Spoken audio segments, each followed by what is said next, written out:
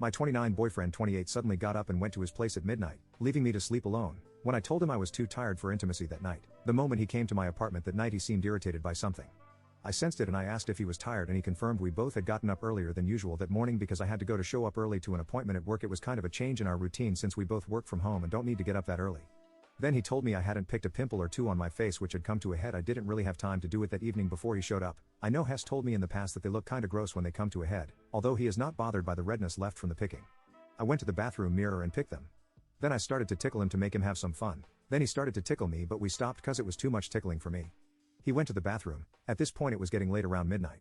When he came back, I told him I wasn't in the mood for intimacy that night just in case he was, but I was not sure since from the beginning he seemed a bit irritated by something and tired and he didn't initiate anything, although I know he prefers me to initiate more often than him.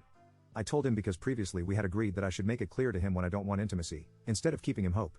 This irritated him. He told me that he had been thinking about us having intimacy that day, even during the day, and now I was telling him I didn't want it. He got up obviously irritated and told me he was going to his place because I wanted to go to sleep and he couldn't and wanted to do other things at his place. My first thought was okay, so if he doesn't get the intimacy he expects, then him no good and he doesn't even want to sleep the night. The night before, however, again, I was sleepy, he was too but couldn't fall asleep, but did stay the night and everything was smooth.